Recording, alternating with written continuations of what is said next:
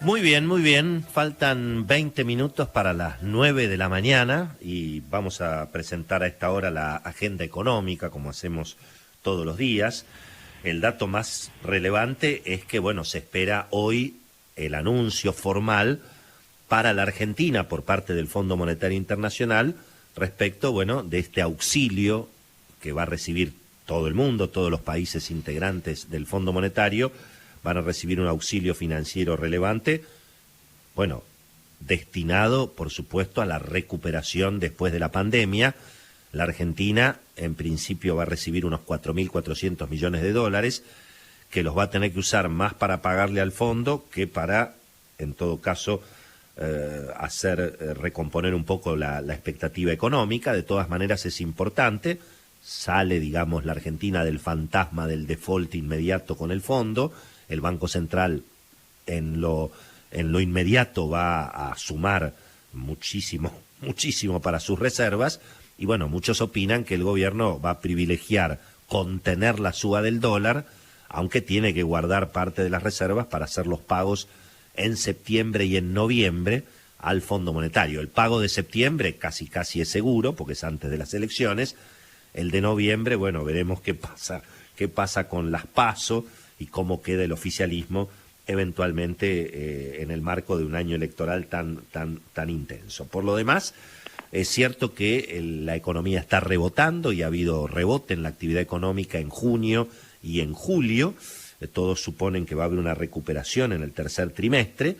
El cuarto trimestre del año dependerá también del resultado electoral y cómo se reorganice el oficialismo y la oposición después de las elecciones, y el debate muy intenso que se ha instalado también en el marco de la campaña electoral es lo que está pasando con la deuda pública y sobre todo con la emisión de pesos, que es en definitiva lo que alimenta la inflación y por supuesto lo que alimenta las expectativas de devaluación. El dólar está quieto pero firme, terminó el viernes a 182 pesitos en la calle, y entre 170 el contado con liquidación regulado, 179, 180 el contado con liquidación libre. Ahí estuvieron los mercados. Y la realidad que los datos de aumento de la deuda son muy impresionantes. Se ha metido esto en la campaña electoral porque salió también el expresidente Macri a plantear que en 20 meses el gobierno de Alberto Fernández aumentó la deuda casi en 50.000 millones de dólares, ¿eh? El número, bueno, tiene que ver efectivamente el aumento de la deuda pública durante la administración de Alberto Fernández llegó casi a 30.000 millones de dólares. Si uno no cuenta la deuda del gobierno con el Banco Central, son unos 20.000 millones. Y al mismo tiempo está la deuda del Banco Central, que es la famosa historia de las letras, las LELIQ. ¿Se acuerdan que el presidente Alberto Fernández había prometido dejar de pagar intereses a los bancos y con eso aumentarle a los jubilados?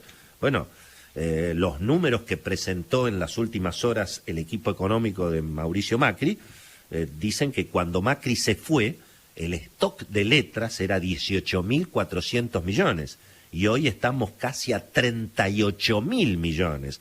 Así que el gobierno que dijo que iba a ir contra la patria financiera aumentó en 20.000 millones de dólares el stock de letras. Y eso es lo que, por supuesto, esos son los depósitos de la gente en los bancos. Además, el atraso cambiario hace que la deuda en pesos, cuando uno la mide en dólares, sea cada vez mayor, porque ahí hay que medirla al tipo de cambio oficial, que por supuesto está subiendo menos que la inflación.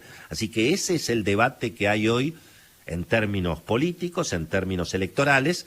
En el fondo de la cuestión, lo que hay que entender es que el drama es el déficit fiscal, el gasto público. El gobierno tiene que estar aumentando impuestos, aumentando la emisión, aumentando la inflación por el drama del déficit fiscal. Y eso es lo que genera el aumento del gasto sin control, el aumento de la emisión monetaria, cada vez más pesos, cada vez más pobres, cada vez más inflación y cada vez, obviamente, menos oportunidades.